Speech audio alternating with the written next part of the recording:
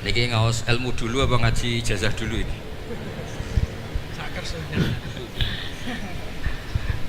Ini kok malah aneh. Buatan usah ribet. Buatan Cek 1 2. Pakai ini tidak usah ini aja.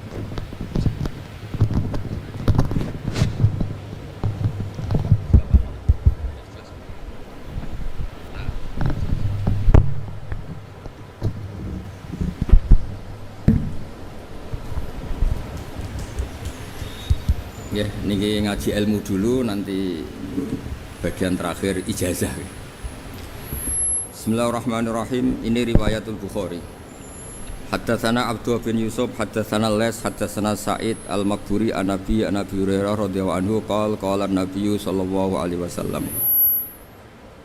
Ma minal anbiya'i nabiyyun illa qad u'tiya minal ayat ma mithluhu amana alaihi al-bashar. Wa innama kana alladhi utituhu wahyan awhahu wa ilayya fa arju an akuna aktsarahum tabi'an yaumal qiyamah. Dados kita tahu semua nabi itu punya mukjizat. Ya, semua nabi itu punya apa? Mukjizat. Mukjizat itu hal yang luar biasa yang memastikan manusia itu tidak bisa menyainginya atau menandinginya. Dan rata-rata mukjizat nabi dulu itu fisik. Misalnya ontanya Nabi Soleh itu kan onta tapi keluar dari batu, itu kan aneh, aneh sekali. Atau tongkat Nabi Musa bisa simsalabim mengeringkan laut apa? Merah. Semua Nabi itu punya mukjizat dan semuanya berbentuk fisik. Kecuali mukjizatul Rasulullah Shallallahu Alaihi Wasallam itu berupa Al-Quran. Al-Quran itu konsep ilmiah. Terus kata Rasulullah Shallallahu Alaihi Wasallam, tapi saya karena Quran itu justru berharap pengikutku besar dan sampai hari kiamat. Sekarang kita logika ya. Andaikan kamu punya tongkatnya Nabi Musa, kalau kamu suka uang, kepikirannya dijual apa dipakai? Kalau kamu suka uang, dipakai. Kalau kamu ahli suudon itu pikirannya ndak, ini asli ndak. Karena yang melihat di Turki itu ya sebagian gitu. Kalau yang suka perdukunan itu bayangkan tuh miliknya. Mungkin dipakai ngakali orang atau apa, pokoknya bayangkan tuh miliknya. Kalau yang kolektor pikirannya itu nanti ini laku berapa. Tapi kalau peneliti mungkin pikirannya itu ini asli apa enggak? Bukti aslinya apa? Repot lah. Lagi pula kalau kamu punya utang terus mau apa? Istri kamu marah mau apa? Kalau pakai tongkat. Nah, beda dengan mukjizatnya Quran itu semuanya apa? Ilmiah. Orang yang sedang harmonis dengan istri bisa pakai ayat di antara ayat-ayat Allah itu apa? Wa ja'ala bainakum mawaddatan warahmah. Nanti kalau ditakdir cerai, saya tidak menyarankan cerai. Kalau ditakdir cerai, itu masih dimotivasi sama Allah wa iyyatafarraqa yusnillahu kullam min sa'ati. Jika suami istri itu cerai, jangan-jangan suaminya dapat istri lebih baik, istrinya nanti dapat suami lebih baik. Jadi yang masa lalunya ada keprahara. Kan banyak orang suaminya meninggal ketika nikah lagi ditanya, kangen sama suami pertama, alhamdulillah ini lebih baik. Padahal suaminya yang meninggal itu berharap istrinya ini kangen, ternyata dia sudah syukur dapat suami yang lebih baik. Jadi Quran itu menunggui kita ila yaumil qiyamah. Kita tidak bunuh diri, itu ya barokahnya Quran. Karena problem apapun kita dinasihati apa sabar, apa dinasihati sabar. Kan nggak mungkin kamu pegang tongkatnya Nabi Musa, punya masalah apa saja ngelihat tongkat, bisa apa tongkat. Tapi kalau Quran kan nasihat, solusi. Makanya Nabi berharap dengan Quran ini, saya berharap pengaruh saya, pengikut saya terbanyak ila yaumil qiyamah. Terus beliau dikomentari begini sama ini Fathul Bari, sarahnya Bukhari. Al-muradu anna mu'jizatil anbiya inqaradat binqiradi a'sorihim falam yusyahidha illa man hadaraha. Problem mukjizat nabi-nabi dulu itu kan fisik, sehingga yang tahu kalau Nabi Soleh punya unta yang ajaib itu yang tahu ya hanya yang hadir saat itu.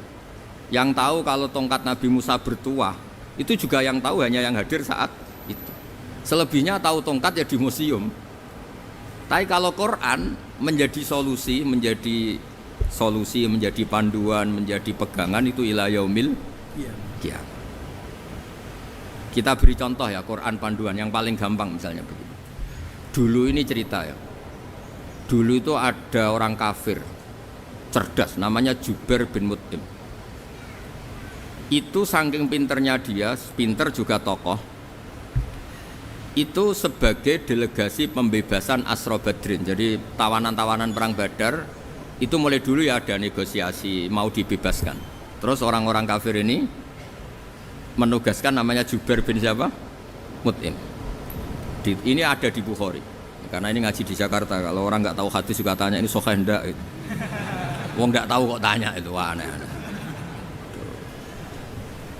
Padahal kalau dibodoni itu ya nggak tahu.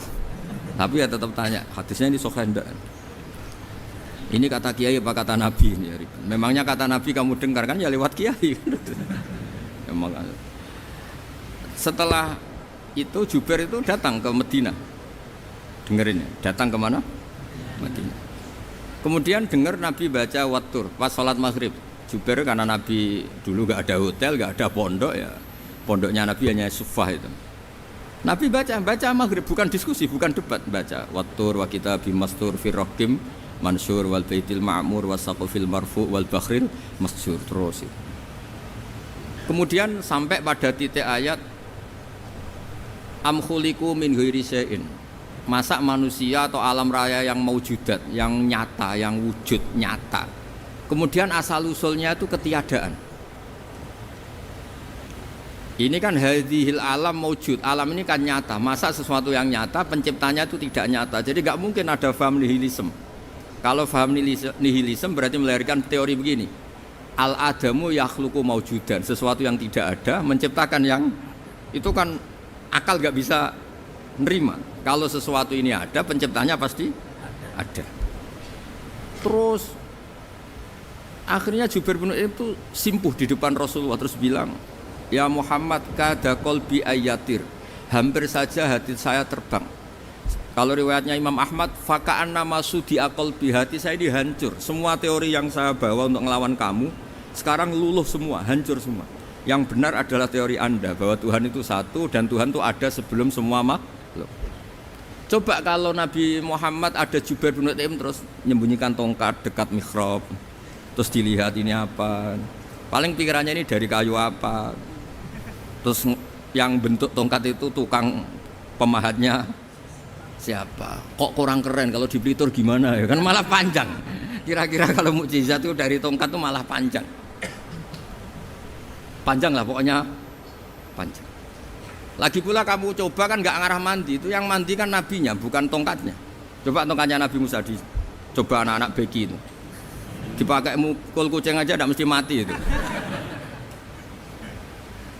Jadi nggak jelas mukjizat-mukjizat seperti itu nggak.